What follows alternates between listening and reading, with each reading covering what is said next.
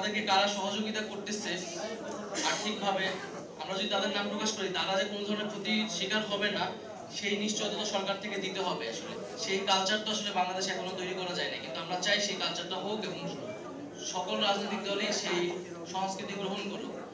দ্রব্যমূল্য নিয়ে এখানে আমার মনে হয় যে আমার সাথে যারা আছেন তারা এর আগেও থেকে নাগরিক কমিটি বৈষম্য আন্দোলনের জায়গা থেকে বারবার বলেছেন, এবং গতকাল আমরা ইফতার প্রোগ্রামে বলেছি দ্রব্যমূল্য, তেলের দাম এবং ঈদের বাজার যাতে নিয়ন্ত্রণে থাকে।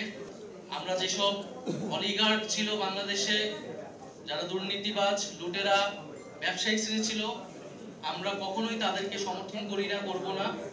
এবং আমরা মূলত যারা দেশপ্রেমিক, যারা দেশকে নতুনভাবে গড়তে চায়, ছাত্রদের এই যে নতুন উদ্যোগকে সমর্থন করছে, যে সৎ মানুষরা রয়েছে সকল সমাজে, তাদের থেকে আমরা সহযোগিতা চাচ্ছি। সাধারণ মানুষের কাছ থেকে আমরা সহযোগিতা চাবো। আমরা রিক্সাওয়ালা থেকে শুরু করে সমাজের সকল শ্রেণী পেশার মানুষের কাছে যাব আর্থিক সহায়তার জন্য, কারণ আমরা মনে করি এটা জনগণের দল এনসিপি এবং জনগণের অর্থতেই এটি আসলে পরিচালিত হবে।